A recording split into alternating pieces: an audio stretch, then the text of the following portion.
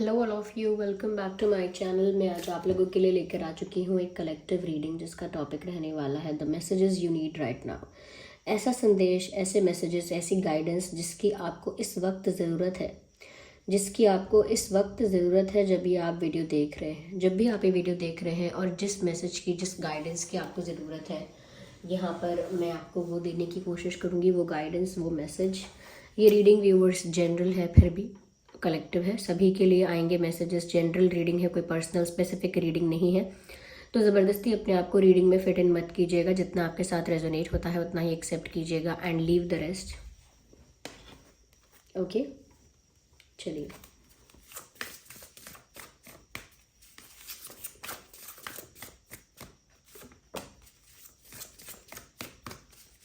The messages you need right now. Interesting. Just one more card.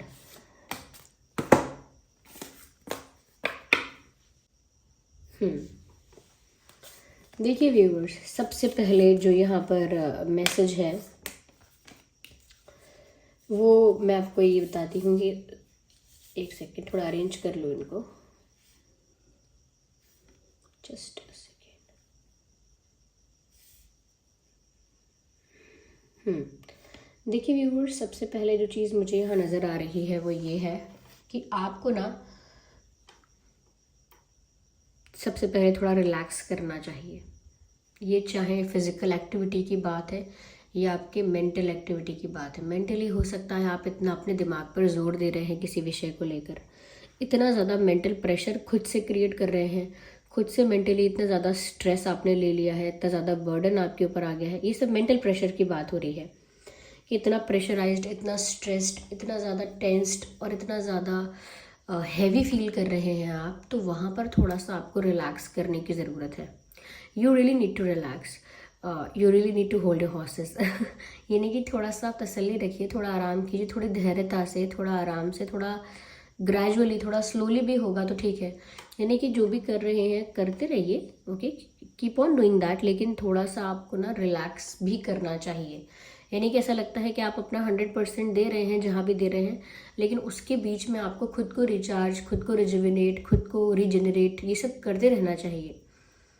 क्योंकि system hang हो जाता है अगर आप उसको ऐसे कंटिन्यूसली चलाते रहेंगे बिना उसके रिचार्ज के और बिना उसके रिजुविनेशन के, बिना उसके उसको वापस रिपेयर किए बिना, या उसको ऐसे ही किसी भी मशीन को, किसी भी चीज़ को, अपने आप को, अपने दिमाग को ऐसे ही चलाते रहेंगे तो वो ऑब्वियसली एग्जॉस्ट होगा, ऑब्वियसली वो लो हो जाएगा और उसको रेस्ट की ज़रूरत होगी। और फिर भी ज़बरदस्ती आप अगर अपने आप को रेस्ट नहीं देंगे कि नहीं मैं नहीं दूंगा रेस्ट या मुझे नहीं करना रेस्ट, तो फिर क्या होगा? बीच परफॉर्मेंस में आप आप जो है वो क्या कह सकते हैं कि आप जो है वो फेल हो जाएंगे। यानी कि अच्छा परफॉर्म करते करते भी आपको वहाँ हार मिल जाएगी, क्योंकि आप उतने ज़्यादा एनर्जेटिक, उतने ज़्यादा रिफ्रेश्ड नहीं हैं। कुछ भी काम करने के लिए आपका मेंटली रिलैक्स्ड रहना बहुत ज़रूरी है। अब बात है फिज़िकल एक्टिविटीज़ की भी, कि फिज़िकली भी अगर आप बहुत हार्ड वर्क कर रहे हैं उसमें भी आई वुड से कि आपको थोड़ा सा रेस्ट भी करना चाहिए। फिज़िकली भी थोड़ा आराम कीजिए, एक आध दिन का ब्रेक लीजिए, कुछ घंटों का लीजिए, हाफ डेज लीजिए और रेस्ट कीजिए। योगा कीजिए, रेस्ट कीजिए, मेडिटेशन कीजिए, हो सकता है तो सॉन्ग सुन लीजिए, जो आपको अच्छा लगता है। ओके, ये तो मैं बोल रही हूँ ऐसे एग्जाम्पल के लिए, बट जो आपको अच्छा लगता है डू दैट। बट थोड़े से पल अपने लिए भी चुराइए। ठीक है, आपको ज़िंदगी में कहीं पहुंचना होगा, ठीक है, कहीं जाना होगा, आपको अपनी एक रेस पूरी करनी होगी और फिनिश लाइन तक पहुंचना होगा जल्दी। लेकिन हम सबको पता है कि फिनिश लाइन क्या है हमारे जीवन की, ठीक है। तो इसीलिए इतनी जल्दी भी क्या है, थोड़ा आराम आराम से चलते हैं और थोड़ा सा अपने आप को रिचार्ज भी रखिए, रिजुविनेट रखिए और मोस्ट इम्पॉर्टेंट रिफ़्रेश्ड रखिए। यानी थोड़ा सा रिफ़्रेशिंग आपका माइंड होना चाहिए, रिफ़्रेशिंग आपकी एनर्जी होनी चाहिए। आप फिज़िकली भी हमेशा एनर्जेटिक रहें, हमेशा नहीं मतलब मोस्ट ऑफ द टाइम रहें। वो तभी होगा जब आप खुद पर भी ध्यान देंगे। सिर्फ जो अचीव करना है उस पर ध्यान देना अच्छी बात है, लेकिन जिस चीज़ के थ्रू अचीव करोगे उस पर तो ध्यान दो। यानी कि मुझे वहाँ पहुँचना है, ये तो अच्छी बात है, लेकिन जिस गाड़ी से जाना है, जिस व्हीकल से जाना है, उसको भी तो ठीक रखना पड़ेगा। तो इसीलिए आपको अपने ऊपर ध्यान देना बहुत ज़रूरी है। जैसे कई माताएं होती हैं, घर का काम करती रहती हैं और तबीयत खराब हो जाती है फिर भी करती रहती है, बुखार हो जाता है, जुकाम हो जाता है फिर भी करती रहती हैं और फिर सब उनको ज़बरदस्ती रोकते हैं कि अरे मत करो, आप थोड़ा आराम करो, आपको आराम की ज़रूरत है, देन दे डू दैट। तो कहीं ना कहीं आपको भी यहाँ पर, जैसे कोई दूसरे लोग बोलते हैं ना जाओ जाके आराम करो, वहीं यहाँ पर ये मैं आपको बोल रही हूँ, इस रीडिंग में यहाँ पर आपको ये कहा जा रहा है, आपके जो स्पिरिट गाइड्स हैं वो आपको इस चीज़ के लिए पुश कर रहे हैं, जाओ जाके आराम करो, take some rest, it's good for you. तो ये तो this is the message you read night, जो you need right now. So this is the message you read. Oh my God, what's wrong with me, what's wrong with me, why do I fumble a lot. तो ये message है जिनकी आपको ज़रूरत है। और दूसरी चीज़ यहाँ पर व्यूअर्स मैं आपको ये कहूँगी कि ज़्यादा इमोशनली आप सोच रहे हो सिचुएशंस के बारे में, वो आपकी लव लाइफ के बारे में तो है, तो इमोशनली सोचोगे, ठीक है, नॉर्मल है, लेकिन ज़्यादा इमोशनली सोच रहे हो, या आपकी फैमिली को लेकर है, या आपके पास्ट को लेकर है, वट एवर इट इज़, जो भी आप सोच रहे हो ना, बहुत भावुक होके सोच रहे हो। अच्छा है भावुक होना, बट कुछ भी एक्सट्रीम में अच्छा नहीं होता है। आप इमोशनल रहिए, लेकिन 50% इमोशनल रहिए, 55% भी चलेगा। लेकिन ये जो इंसान 70, 80, 90% सिर्फ इमोशनल रहता है और थोड़ी भी रैशनैलिटी, प्रैक्टिकलिटी की जगह नहीं छोड़ता अपने लाइफ में, दुख पाता है व्यूअर्स। और ऐसे ही अगर कोई 90% या 99% अगर प्रैक्टिकल भी हो जाता है तो भी दुख पाता है। दोनों का बैलेंस मेंटेन करना बहुत ज़रूरी है। तो यहाँ पर ज़्यादा इमोशनल हो रहे हो आप, ज़्यादा इमोशनली सोच रहे हो, ज़्यादा इमोशनली चीज़ों को हैंडल कर रहे हो, जबकि इतना मत इमोशनली सब कुछ हैंडल करो। थोड़ा बहुत आपको रैशनली और प्रैक्टिकली भी सिचुएशंस को डील करने की ज़रूरत है। आई एम नॉट सेइंग कि लोगों के लिए रूड हो जाओ या सिचुएशंस के लिए इनसेंसिटिव हो जाओ, no no no, don't do that, but be sensitive enough जिससे आपको इमोशनली इफेक्ट ना हो। आप इमोशनली अगर सिचुएशन को हैंडल करना चाहते हैं तो वो फ्रूटफुल होना चाहिए, वो आपके लिए डिप्रेसिंग और सैड नहीं होना चाहिए।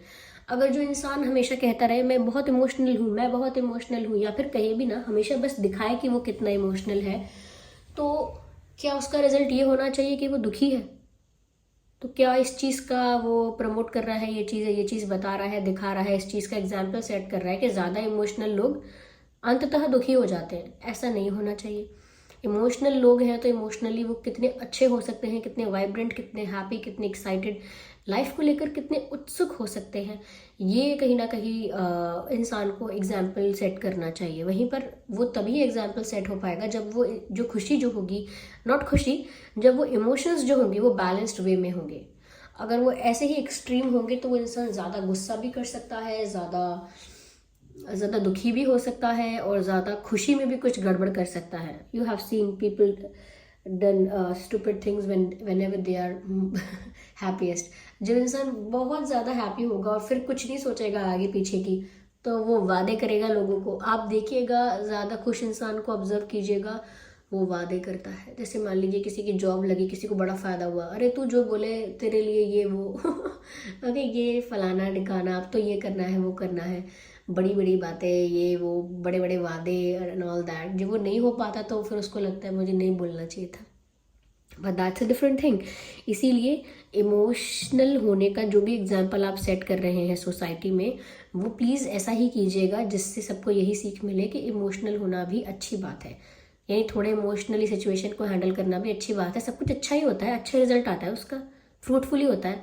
लेकिन अगर आप ज़्यादा इमोशनल हो जाओगे, फिर लोगों को आपकी दूसरी साइड देखने को मिलेगी, तो फिर कहेंगे अरे इमोशनल होना बेकार की चीज़ है, इमोशनल वगैरह ना हो, प्रैक्टिकली सब कुछ हैंडल करो। तो वो क्या एक गलत एग्जाम्पल सेट हो जाएगा। आई एम नॉट सेइंग कि आपको एक अकेले रिस्पॉन्सिबल है ये एग्जाम्पल सेट करने के लिए, बट कलेक्टिवली हम अगर ऐसा करते हैं तो उसका भी एक असर है, उसका भी एक इन्फ्लुएंस है, चाहे वो डायरेक्ट है, इनडायरेक्ट है, कैसा भी है, पर है। तो मुझे नहीं पता कि आप इतने इमोशनल क्यों हो रहे हैं इतने ज़्यादा। थोड़ा संभालिए सिचुएशन को अपने आप से, 50-50% दोनों चीज़ों का यूज़ कीजिए। एंड मुझे ऐसा लगता है यहाँ पर कि व्यूवर्स, यहाँ मैसेज है, बहुत पॉजिटिव मैसेज है। A win win outcome is forecast. तो फोरकास्ट का मतलब है व्यूवर्स, आगे आने वाली जो सिचुएशन है वहाँ पर आपको जीत मिलेगी। जो भी परिस्थितियां हैं, जिस भी सिचुएशन में यू विल गेट इन्वॉल्व, उसमें आपको फ़ायदा होगा, बेनिफिट्स होंगे, प्रॉफिट्स होंगे, विक्ट्री होगी, जीत होगी आपकी। तो व्यूअर्स, विन विन आउटकम का मतलब ही सिर्फ ये है कि हर तरफ से रिजल्ट पॉजिटिव आएगा, हर तरफ से विक्ट्री होगी, हर तरफ से आप विनर होगे अपनी ही सिचुएशंस के, अपनी ही प्रॉब्लम्स के, या अपनी ही एग्ज़ाम्स के, या अपने ही बिजनेस के, या अपने ही रिश्तों के विनर होंगे आप। Okay, you will win because victory आपके फेवर में दिख रही है, जस्टिस भी आपके फेवर में दिख रहा है। अगर आपको किसी तरह के जस्टिस की एक्सपेक्टेशन थी तो वो भी आपके फेवर में हो रहा है डेफिनेटली। तो यहाँ पर जीत आपको मिलने वाली है। ये बात को लेकर अगर आपके मन में प्रश्न था कि इस चीज़ का काम बनेगा कि नहीं, ये काम बनेगा कि नहीं, वो होगा कि नहीं, डेफिनेटली होगा, क्योंकि जीत आपकी हो रही है, आपके विश्वास की हो रही है, आपकी मेहनत की हो रही है, आपकी हो रही है। लेकिन वो जो आउटकम होगा वो बहुत अच्छा होगा, लेकिन जैसा आपने सोचा है वो उससे डिफरेंट भी हो सकता है। यानी कि आपने अगर थोड़ा सा रिजल्ट चाहा था, बस इतना सा फ़ायदा हो जाए, तो बहुत बड़ा फ़ायदा भी हो सकता है। ओके, या आपने चाहा था बहुत बड़ा फ़ायदा हो जाए, तो वो छोटे रूप में अगर आपको मिलता है वो फ़ायदा। तो किसी भी चीज़ से, दोनों ही सिचुएशंस में ना, शॉक्ड या डिसअपॉइंटेड मत हो जाना कि ज़्यादा हो गया तो ओ माय गॉड ये क्या हो गया, ये नहीं हो सकता मेरे साथ, इतना कैसे हो गया, आई डोंट बिलीव दिस। या फिर अगर बहुत आपने बड़ा एक्सपेक्ट किया और वो छोटे रूप में मिला आपको, या वन बाय वन फिर आपको मिलने लगा, तो उस चीज़ में डिसअपॉइंटेड भी मत होइएगा कि अरे मैंने सोचा क्या था और ये मिला क्या है। यानी कि मैंने इतनी मेहनत की थी कि मेरे 100 मार्क्स आएंगे, लेकिन देखो मिले क्या है, 80 मिले हैं बस। तो ऐसा नहीं है, वो एक कहीं ना कहीं वो एक प्रोसेस में आपका जो आपकी जो विक्ट्री है, आपकी जो जीत है, वो एक प्रोसेस में आपकी तरफ आ रही है। जैसे 80% आए तो फिर कल को 90%, फिर कल को फिर 100%, यानी कि उस तरफ ही आप जा रहे हैं, उस जीत की तरफ आप मूव कर रहे हैं। तो अगर आप 80 मार्क्स देखकर सोचेंगे अरे ये विक्ट्री थोड़ी है, ये थोड़ी सोचा था मैंने, ये थोड़ी मेरी जीत हुई, तो फिर आप उस चीज़ से डिसअपॉइंट हो जाए, या उस चीज़ के लिए एफर्ट रिक्वायर्ड एफर्ट्स डालना बंद कर दे, जितने एफर्ट्स की ज़रूरत है उतना ना करें, तो फिर वो 80 से भी नीचे चला जाएगा, वो 80 से भी कम, 60-70 कम और कम हो जाएगा। तो इसका मतलब बस मैं यही कहना चाह रही हूँ कि आपके जस्ट एक्सपेक्टेशन के अकॉर्डिंग अगर रिजल्ट नहीं भी होता है, स्टिल एक्सेप्ट दैट। और आप कहेंगे एक्सेप्ट ही करेंगे फिर और ऑप्शन क्या है? ऑप्शन एज एन ऑप्शन नहीं कि अगर आप कुछ है नहीं तो यही एक्सेप्ट करना पड़ेगा, कि तो मजबूरी हो गई कि मजबूरी में अपना लिया, ऐसा नहीं। विलिंगली उस चीज़ को एक्सेप्ट कीजिए कि ये जो रिजल्ट आया है ये ज़रूर मेरे फ़ायदे के लिए ही है। अगर छोटे रूप में आया है तो डेफिनेटली ये मुझे मेरी विक्ट्री की तरफ ले जा रहा है, और अगर बड़े रूप में आया है तो भी उसको एक्सेप्ट कीजिए कि मुझे नहीं पता मैं इसको डिज़र्व करता हूँ नहीं करता, लेकिन मुझे डिवाइन ने अगर ये गिफ्ट दिया है तो मैं इसके लिए ग्रैटिट्यूड शो कर सकता हूँ सिर्फ, क्योंकि मैंने डिज़र्व करता हूँ। मैं नहीं सोचता मैं इस लायक हूँ, या मैं डिज़र्व करता हूँ, या मैंने इतना कुछ बड़ा किया, आई डोंट थिंक सो। पर स्टिल अगर ये कुछ मिराकुलसली या कुछ आउट ऑफ नोवेयर अगर मुझे इतना बड़ा कोई सरप्राइज़ मिल रहा है, या मेरी एक्सपेक्टेशन से बड़ी चीज़ मुझे मिल रही है जो मैंने सोची नहीं थी, चाही नहीं थी, अगर इतना बड़ा कुछ मिल रहा है तो सिर्फ धन्यवाद है, धन्यवाद है, बार बार धन्यवाद है, थैंक यू है। फिर जिस पर भी आपका फेथ है उसको आपका बार बार थैंक यू, उसको बार बार आपका ग्रैटिट्यूड, बार बार उसके लिए ग्रेटफुल रहना उस चीज़ के लिए हमेशा। तो इसीलिए दोनों ही सिचुएशंस में बौखलाना नहीं है, ठीक है।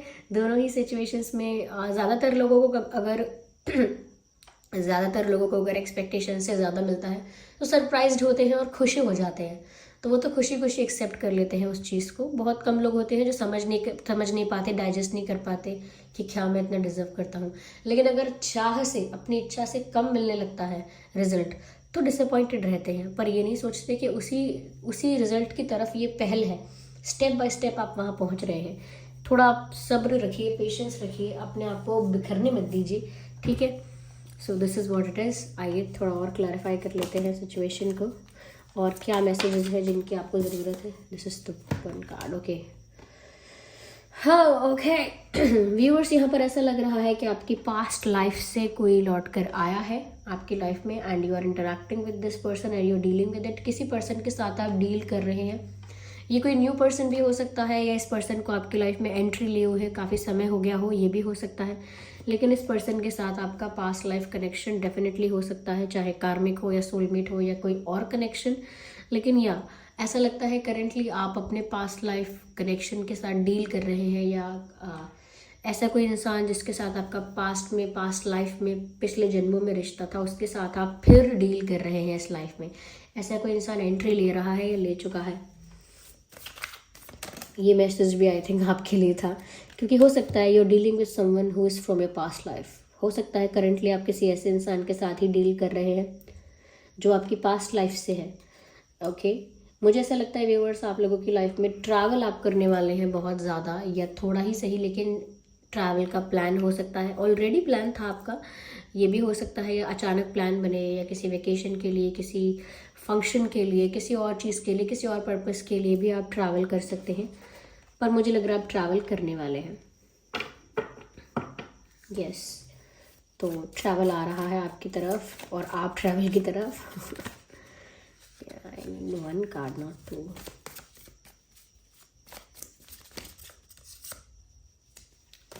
Hey. This is the one. Okay तो वही मैंने कहा कि ज़्यादा इमोशनल और ज़्यादा कुछ भी एक्सट्रीम करके सिचुएशन को हैंडल मत कीजिए, थोड़ा मेच्योरली सिचुएशन को हैंडल कीजिए। मेच्योरिटी का कार्ड आ गया है, ज़्यादा मेच्योरिटी की ज़रूरत है सिचुएशंस को डील करने के लिए। या ज़्यादा मेच्योरली सिचुएशंस को हैंडल करेंगे तो ज़्यादा फ्रूटफुल रिजल्ट्स आएंगे, ज़्यादा बेनिफिट होगा। बेनिफिट एज इन नहीं कि मैं पैसों के लिए बोल रही हूँ बहुत पैसे बरसेंगे, बेनिफिट एज इन कि आपको दिखेंगे वो पॉजिटिव रिजल्ट्स। ठीक है तो मेच्योरिटी के साथ सिचुएशन को हैंडल कीजिए, चाहे कोई भी सिचुएशन हैंडल कर रहे हैं। So this was the reading. चलिए आई होप ये रीडिंग आपके लिए हेल्पफुल और रिलेटेबल रही है। अगर इस रीडिंग ने आपको थोड़ा भी गाइड किया है तो वीडियो को लाइक करें, कमेंट करके बताएं कितने % रेजोनेट करती है, कितनी हेल्पफुल रही है। और अगर आप नए हैं तो सब्सक्राइब करें ड्रीम टैरो चैनल को और बन जाएं ड्रीम टैरो फैमिली का हिस्सा। चलिए फिर मिलते हैं अगली रीडिंग में, तब तक के लिए bye bye family, take care.